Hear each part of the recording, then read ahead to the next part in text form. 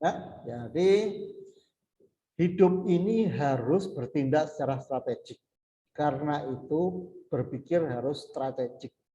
Strategik berarti berpikir yang fundamental, hal yang penting, yang sangat mendasar, yang akan sangat mempengaruhi kehidupan kita, yang akan sangat menentukan organisasi kita atau diri kita masa depan kita.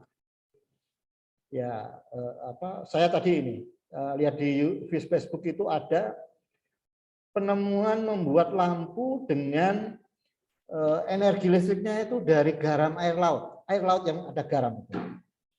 Jadi entah gimana si baterainya itu air laut dimasukkan dalam wadah itu menjadi baterai. Nah, Anda tahu nggak kita itu negara kepulauan punya lautnya yang sangat luas, betul nggak? Kita lautnya sangat luas, negara kelautan, bahkan ada lagunya nenek moyangku seorang pelaut, ya, karena laut kita luas. Tapi apa faktanya yang terjadi? Kita bukannya menjadi negara eksportir garam, bahkan kita menjadi negara yang impor garam. Betul? Harusnya kita menjadi negara yang mengekspor garam ke seluruh dunia. Kita negara yang mengekspor ikan ke seluruh dunia. Kita juga akan memiliki sumber energi dari laut yang luar biasa. Itu baru lautnya ya. Belum gunungnya, belum hutannya, belum perkebunannya. Tanah kita yang subur, harusnya kita menjadi superior dalam industri agrobisnis. Harusnya. Tapi kenapa kita buahnya impor terus? Ya. Nah, karena ya barangkali yang penyelenggara negara ini tidak berpikir strategis. Anda mengamati nggak bagaimana cara petani itu dalam mengolah tanah atau mengolah sawah atau mengolah hasil pertaniannya? Kira-kira ada perubahan yang sangat signifikan atau ya gitu-gitu aja petani? Ada perubahan, Pak. Apa aja perubahannya? Kalau di tempat saya gitu-gitu aja sih, Pak. Nah, apa perubahannya, Revan? Perubahannya kalau dulu kan membajakan sawahnya pakai hewannya, Pak ya. Kalau sekarang udah pakai mesin, Pak, traktor. Oke. Seperti itu contohnya. Karena mesinisasi. Tapi cara mengolah tanahnya, cara membuat bibitnya, cara pupuknya masih cara lama. Di Thailand itu saya waktu ke sana ya, melakukan studi banding. Mereka secara serius meneliti kompos. Kompos itu benar-benar diteliti dan diimplementasikan. Makanya Thailand itu maju pertaniannya. Mereka fokus pertanian aja.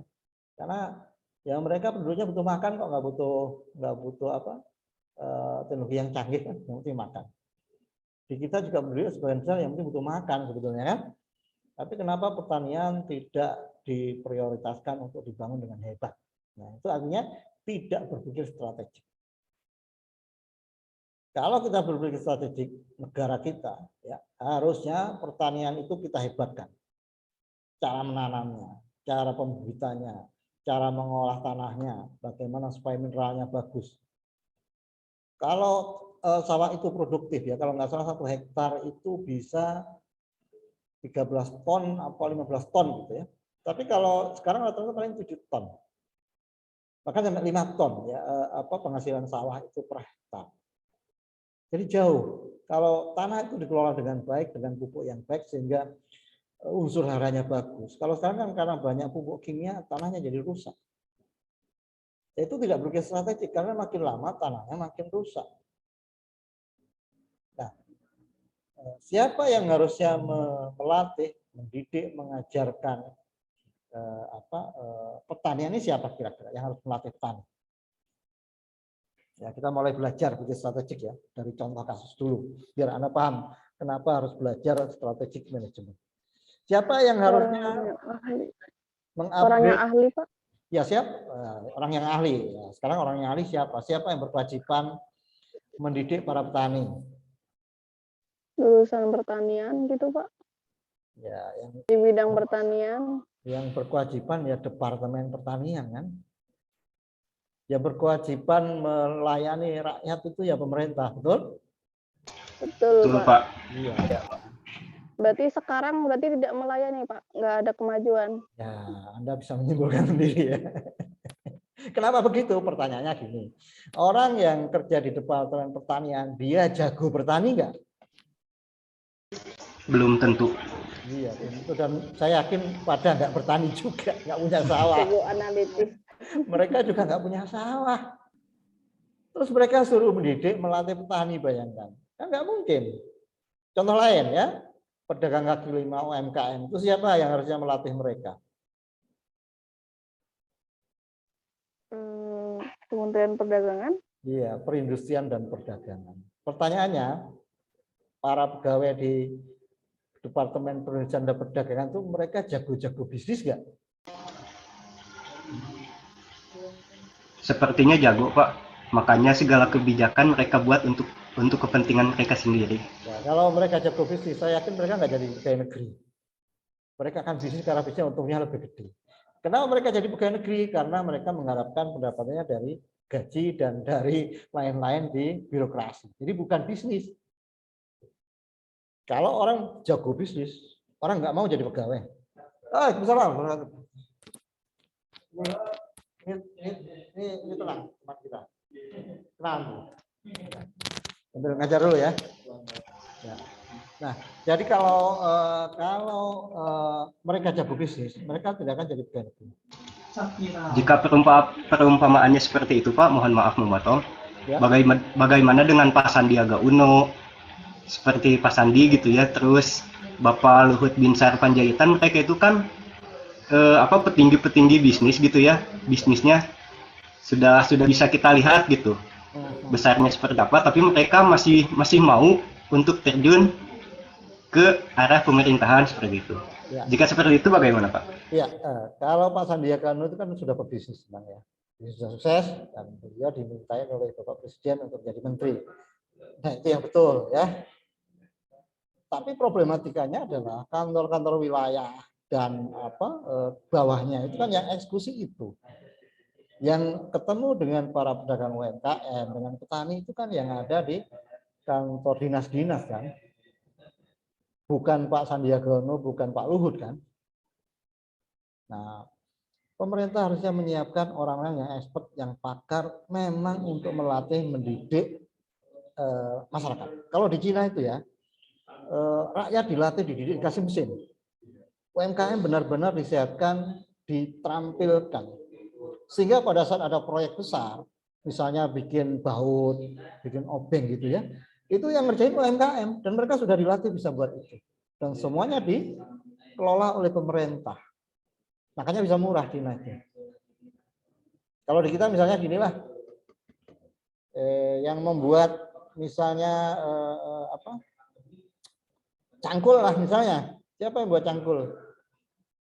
Yang membuat skop misalnya, harusnya kan UMKM atau BUMDes ya, harusnya supaya untuk mensuplai ya petani sekitar situ kan. Jadi dari BUMDes atau itu baru berpikir strategik. Ya sekarang ya faktanya begini, makanya kita sekarang berpikir tentang strategik. Nah nanti kita akan belajar lebih dalam, ini sudah perkenalan ya. Jadi apa itu strategic management ya, manajemen dan planning ya. Ini saya kemarin S3-nya tentang manajemen ya di Unpad, ini nomor HP saya. Dan kita nanti belajar tentang definisi dan konsep, ada SWOT analysis, ada bagaimana developing plan, defining the strategy, implementing plan, monitoring, evaluation, analysis ya. Itu tadi ada yang menyampaikan teman Anda tentang bagaimana planning, implementing, monitoring, and evaluasi. Ya betul, bagian dari strategik. Tapi ada yang namanya sebelum melakukan itu ya, sebelum melakukan itu kita melakukan namanya situation analysis ya. Nah, jadi nanti kita akan belajar tentang disrupted ya, era disrupt. Kenapa ini penting bagi saya? Supaya Anda melek duluan sebelum kena tsunami era disrupt itu seperti tadi ya, taksi nggak ada dan sebagainya nggak ada, bahkan mungkin bank juga nggak ada. Ya. Bank nanti juga nggak ada. Kenapa bank nggak ada? Orang nanti cuma pakai Bitcoin kali ya. Ada yang ini kena korban binomo Bitcoin? Tidak Pak, alhamdulillah aman. Ya itu bahaya digital itu. Kalau kita nggak hati-hati ya ikut-ikut tergiur keuntungan sekian-sekian ternyata money game. Hati-hati ya digital. Digital ya digital, tapi kita harus punya fondasi secara konvensional. Misalnya Anda beli GoFood lah ya digital, beli makanan. Mau nggak Anda makanannya virtual? Gitu? Kan tetap Anda butuh makanan beneran ya, yang masak beneran, nasinya beneran, telurnya beneran, bukan virtual kan? Jadi digitalisasi, online sales itu hanya tool alat interfacing ya, untuk komunikasi, untuk order dan sebagainya. Tapi barang yang ditransaksikan tetap barang beneran. Ya, jadi jangan karena ada metaverse gitu-gitu terus Anda udah hidup di alam virtual aja. Nanti Anda menikah secara virtual ya di metaverse gitu. Jadi kalau mau ketemu istri pakai metaverse ya, pakai apa? VR gitu ya.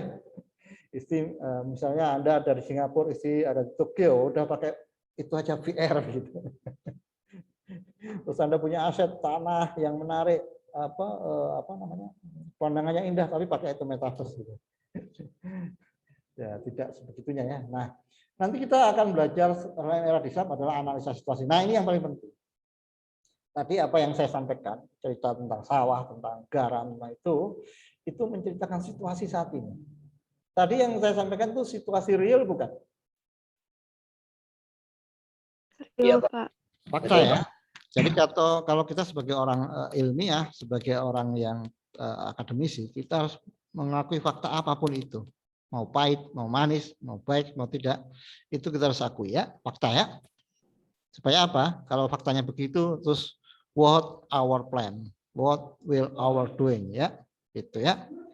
Terus berikutnya nanti kita akan analisa situasi secara mendalam.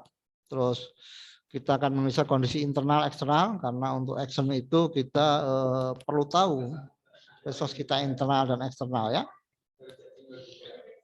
Terus kemudian kita akan merumuskan posisi dan kondisi organisasi setelah kita tahu situasinya, positioning kita, internal eksternal, kita ada di mana. Kita perlu tahu posisi organisasi kita. Kita berada di organisasi yang wajib hadir, organisasi yang boleh hadir boleh tidak, atau organisasi yang bahkan dilarang hadir. Ada organisasi wajib, sunnah, ada organisasi haram, organisasi yang meresahkan masyarakat.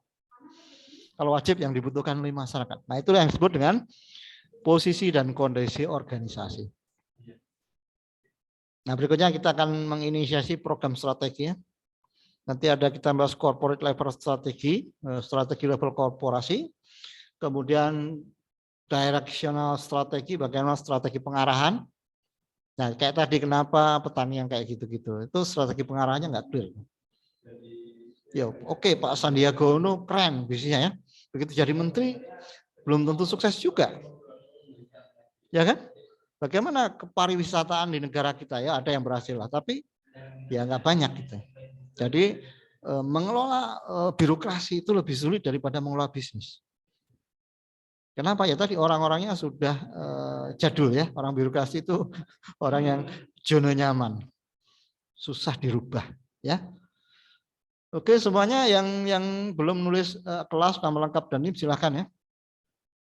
Kemudian kita akan melihat strategi pertumbuhan, growth nanti, strategi stabilitas, kemudian strategi pembubaran atau kita meleburkan organisasi. Terus berikutnya adalah bagaimana kita membahas tentang merger, akuisisi, dan aliansi strategik. Nah, ini sekitar ada 38 ya. Silakan yang belum nulis nama lengkap dan NIM, silakan nulis di chat. Ya, di chat sini karena mau saya rekod. 38 berarti dibagi 40 mungkin bagi 6 38 berapa ya? 6 orang ya. Saya pingin nanti tugasnya itu presentasi kelompok. Mau kelompok atau mau tugas individu? Kelompok Pak. Oke, kelompok saja saya suka supaya Anda belajar kolaborasi, belajar koordinasi, belajar namanya bersinergi ya. 38 mau dibagi jadi berapa kelompok nih?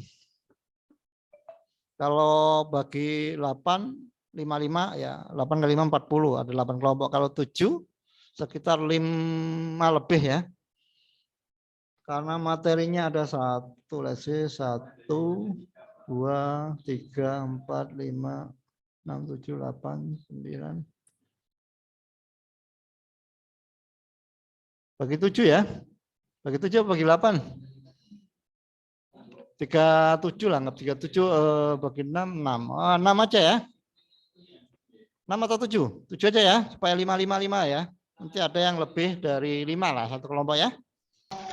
Ya Pak. Oke, bagi 7 nanti ketua kelas, tolong bagi 7 tadi ada yang gabungan siapa namanya ya? Sebentar, namanya.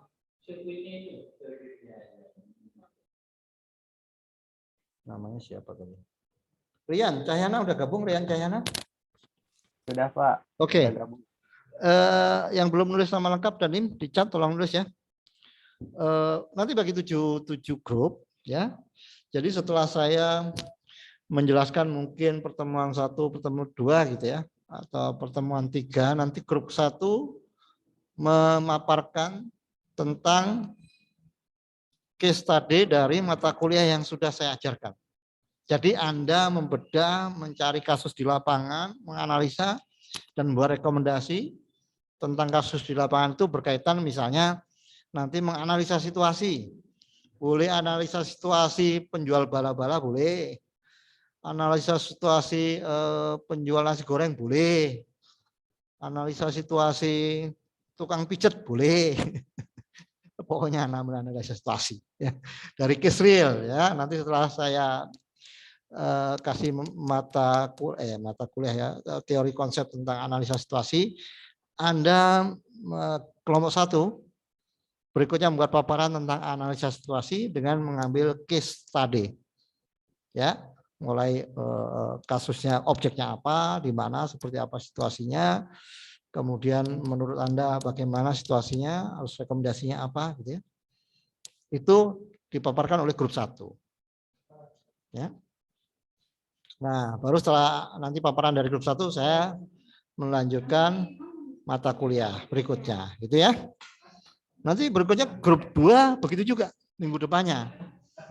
Jadi di awal perkuliahan kita ketemu untuk diskusi dulu. Diskusi mata kuliah yang minggu lalu. Ya. Jadi setelah saya jelaskan dan sebagainya, Anda nanti membuat paparan, kita diskusi.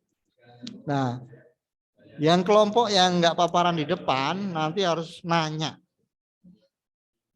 Kalau perlu mengkritisi paparan dari teman Anda itu. Wah, supaya nggak ngantuk ini. Kalau nggak ngantuk itu, kalau saya aja yang ngoceh gini ngantuk Anda. Ya kan? Biar nggak ngantuk, supaya Anda juga terlatih otaknya. Karena kata Einstein itu, pendidikan itu bukan untuk memberikan teori, tapi pendidikan itu adalah menghebatkan otak berpikir. Otak Anda itu harus dilatih berpikir sampai terampil, sampai expert berpikir, bukan menghafal. Ngapain menghafal? Di Google ada semua sekarang. Anda ngitung-ngitung kan juga kalkulator ada. Bahkan terjemahan juga ada di Google Translate ya. Nah, tapi yang susah itu adalah berpikir, memecahkan masalah, menemukan ide, mengajak kolaborasi, ya, merubah orang. Itu yang sulit itu. Jadi otak Anda harus dipenuhi dengan kemampuan berpikir dan terampil untuk menyelesaikan masalah. Makanya harus presentasi. Selain melatih komunikasi, keberanian, kreativitas, critical thinking, kolaboratif, and communication, ya, 4C ya, di kalian abad 21. Terus saya ingin di kuliah strategik itu Anda menjadi orang-orang yang kritis. Karena adalah kader-kader intelektual Anda ya, kader ini harus kritis. Pertama saya senang nih kalau Anda mengkritisi pemerintah ini. Wah, saya senang. Supaya pemerintahan maju ya, berubah ya. Terus nanti kalau Anda jadi pemerintahan, Anda sadar dulu pernah mengkritisi, Anda akan merubah sistem yang perlu ditingkatkan. Nah, itu ya. Banyak itu yang harus dikritisi pemerintah ya. Kalau kita bicara statistik ya, statistik ya. Sekarang kenapa minyak goreng jadi mahal? Wong kita kebun sawitnya banyak, nggak beruntung. Tapi kenapa minyak? Mafia pangan, Pak. Itu mafia Ada pangan. mafia kan? Nggak ada mafia. Nah kalau gitu negara ini kenapa nggak bisa memberesin mafia? Gitu ya. Nah mafia itu bagian value chain dalam berpikir strategik. Jadi, kalau Anda bisnis, Anda tidak bisa culun. Anda harus tahu ada mafia, ada orang jahat. Ya. Jadi tidak semua orang itu baik kayak Anda. Ya, tidak semua orang baik kayak kita. Banyak orang yang jahat, kayak binomo dan sebagainya, nipu gitu, kejam mereka. Tapi itulah fakta empirik di lapangan. Kalau Anda tahu itu, Anda hati-hati. Anda bisa men-scanning dulu. Oh, ini perlu kita buat antisipasi risk mitigation seperti apa. Kalau enggak, Anda akan ketipu ya. Tahu-tahu kemarin ada orang itu ketipu 90 juta kalau salah di rekening ya. Ya jual beli ternyata bodong jual belinya ya, hati-hati ya. Misalnya investasi juga keuntungannya terlalu gede itu hati-hati juga ya. Oke, semua udah nulis nama lengkap dan NIM? Sudah, Pak. Baru 34 dari 39 nih yang join nih. Oke, ada pertanyaan, ada komentar? Ketua kelas nanti tolong dibuat ini ya, apa namanya? Grup.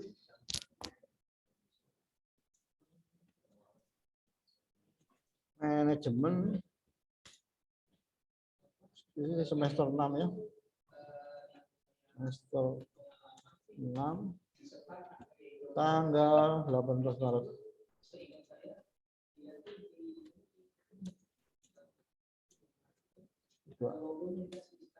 Oke, saya mau capture nama Anda nih ya. Makanya yang belum ini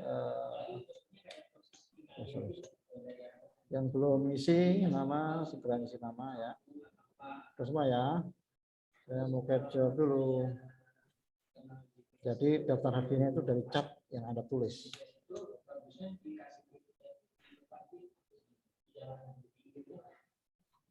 Anda nanti rencana jadi pengusaha atau jadi karyawan? Usaha, Pak. Usaha, Pak. Kalau pengusaha artinya Anda harus berpikir strategik dari sekarang. Iya, Pak.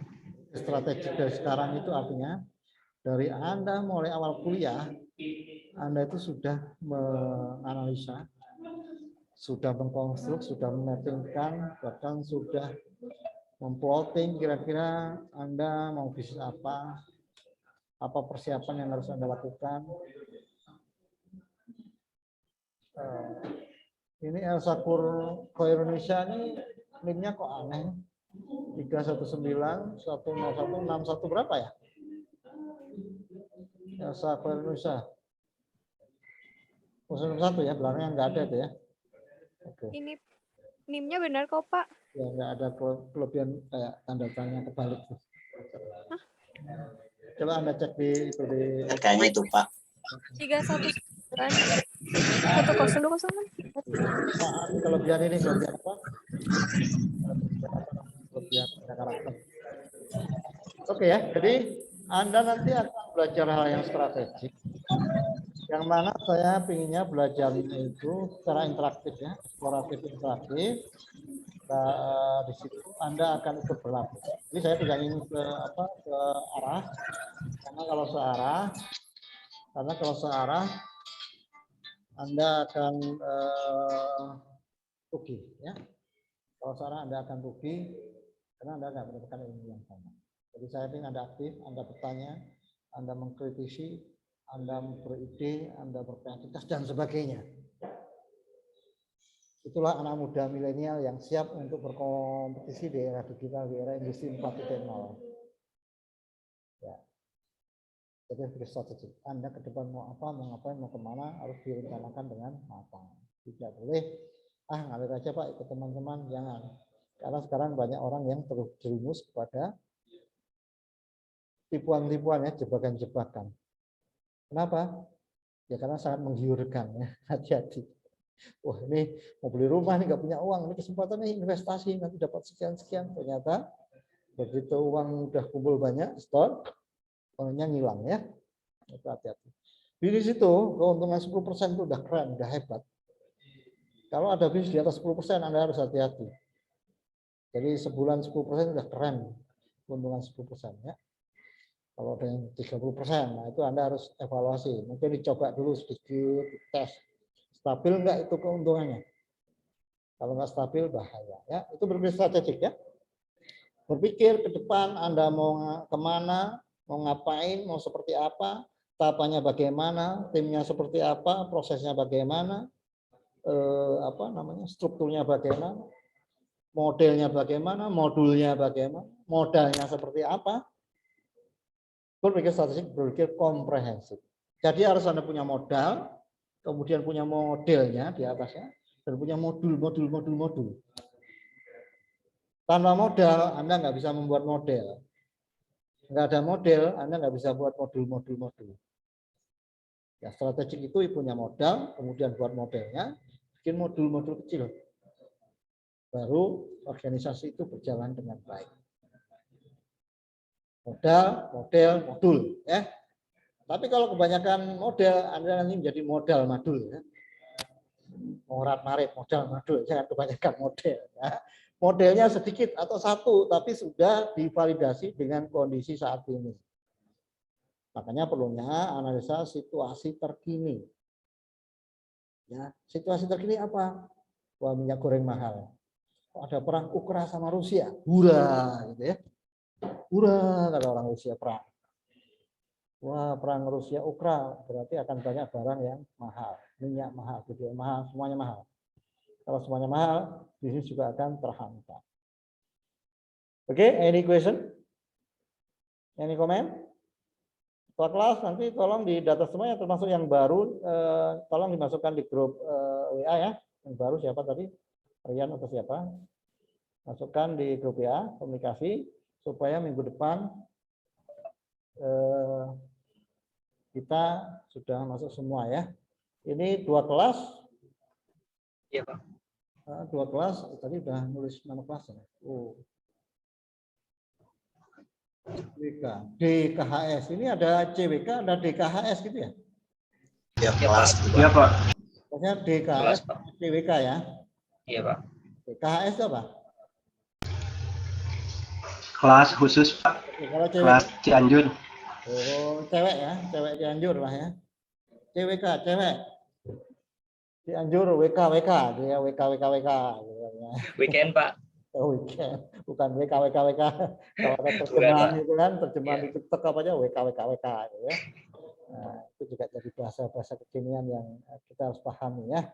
Ini kelas Cianjur weekend sama di apa tadi di KHS. Yang DKHS yang kelas Cianjur, Pak. Yang khususnya apanya sih yang khusus? Saya penasaran. Kan itu KHST Nggak khusus, tahu. Pak. KHS itu khusus. KHS khusus kayak apa? Anda orang-orang khusus yang harus diperlakukan khusus gitu ya. Makanya nanti ilmunya harus khusus. Iya, Pak. Ilmu yang sulit. Khusus, Pak. Calon-calon orang sukses semua. Mau sukses itu kan sulit. Karena itu harus khusus ilmunya. Nah, kalau gitu Anda harus siap membangun 4 dimensi ya. 1 dimensi fisik, Anda harus sehat.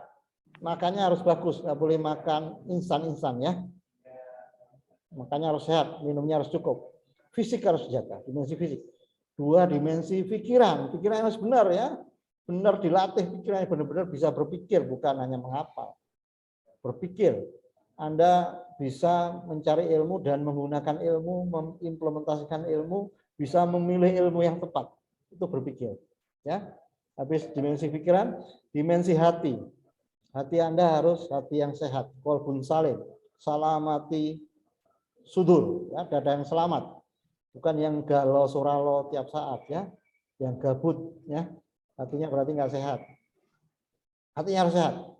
Yang terakhir adalah jiwanya harus kuat. Ya, jadi 4 dimensi ya. Kalau ibarat bangunan itu tiangnya ada 4. Kalau tiangnya hilang 1, bangunannya roboh. Ya. Manusia itu tiangnya ada 4. Jadi Anda jangan hanya berhenti di level pikiran. Hati dan jiwa Anda juga harus disehatkan, dipupuk, dikuatkan. Ya. Kalau kuat dilanjutkan, kalau nggak kuat tinggal ngopi ya, ngopi-ngopi dulu ya, biar lewat dulu ya yang galau-galaunya itu ya. Nah, terus nanti udah seger kembali, lanjutkan perjuangannya. Nah gitu, itu cara menjaga hati supaya hatinya tetap sehat. Ya. Jadi kalau lagi galau jangan dipaksain lah, udah nggak bisa konsentrasi, inget terus gitu ya, wah susah. Nah, nanti nggak paham ilmunya, tidak bisa ta'rif, kenal ilmu, taklim mendalami ilmu, dan tidak bisa taklim mengamalkan. Ya, ta'aruf dulu kenal sama ilmunya, taklim mengilmui, kemudian taklim mengamalkan. Jadi kenali dulu ilmunya. Kalau udah kenal, Anda akan bisa menguasai ilmunya. Baru setelah itu bisa mengamalkan. Itulah khusus namanya ya. Orang-orang khusus ya. Bangun 4 dimensi, 3 tahapan. Wah, Anda ini udah kalah-kalah profesor nanti. Ya, profesor tuh kayak gitu tahapannya. Benar-benar sampai tahapan situ ya.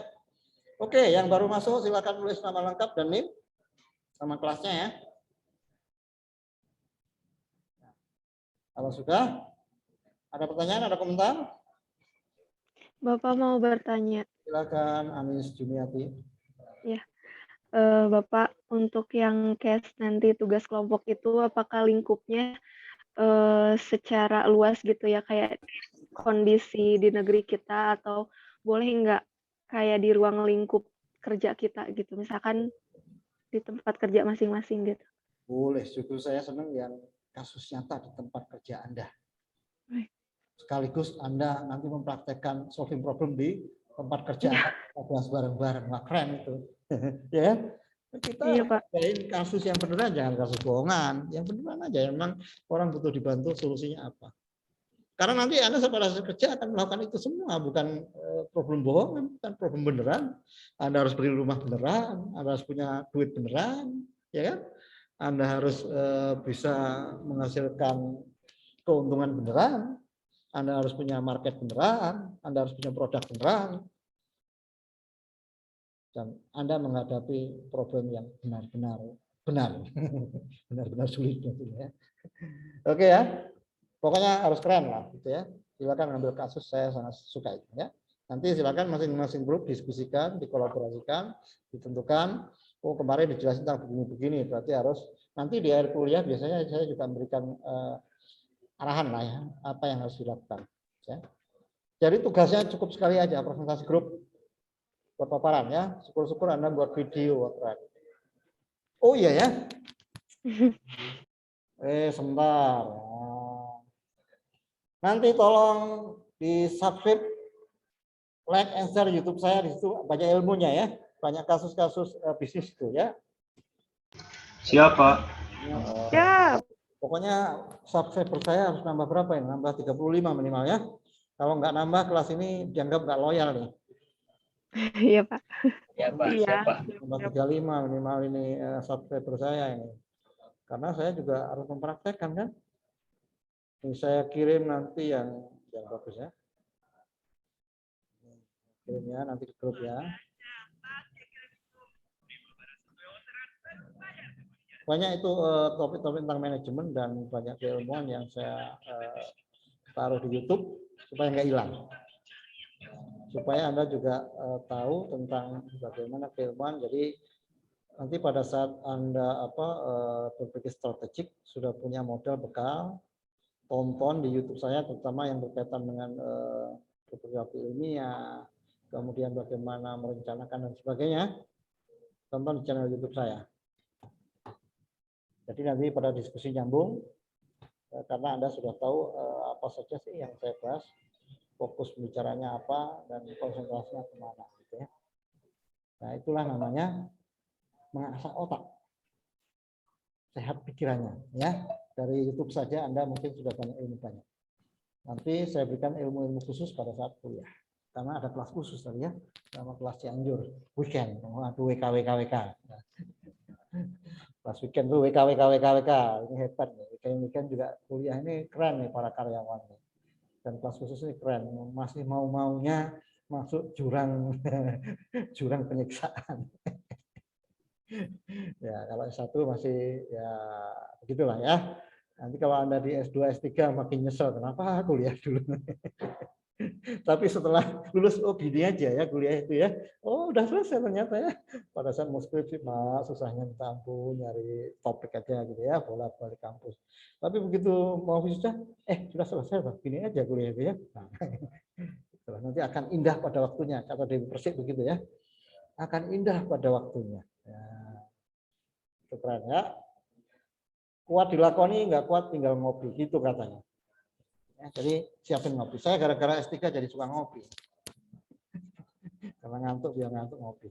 Oke, adik-adik sekalian yang keren-keren, kuliah hari ini cukup sampai sekian. Bila tidak ada pertanyaan, bisa komentar. Terus semuanya sudah nulis ini ya, di chat ya. Saya pikir pengantar sudah cukup. Nanti tolong kelas dibagi kelompok. Pokoknya saya nggak mau tahu, begitu minggu depan kelompok satu harus siap.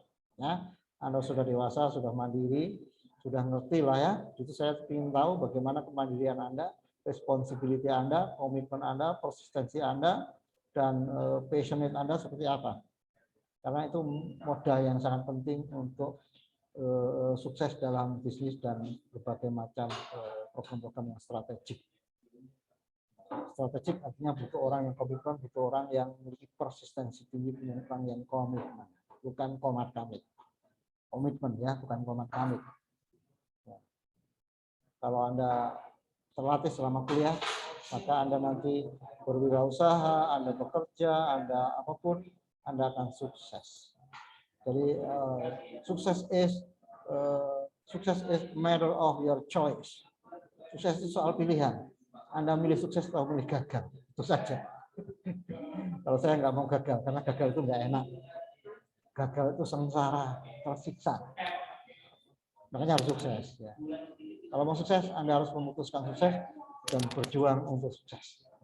Ada yang harus dibayar di depan. Apa?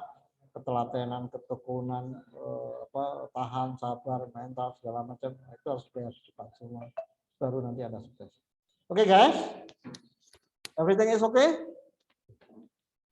I'm okay, Pak. Oke, Pak. Great. I'm glad that here you are in high spirit, yeah. If we're talking about strategic management, we are talking about our spirit. With the spirit, we can do something on strategic position, yeah. So you shall keep your high spirit. Okay, thank you very much for your attention today, and hope we will meet on next week, yeah. And please keep in heart, keep in happy, and keep in fighting spirit. Oke, demikian. Assalamualaikum warahmatullahi wabarakatuh. Waalaikumsalam warahmatullahi wabarakatuh. Terima kasih, ya. Terima kasih, Pak. Thank you.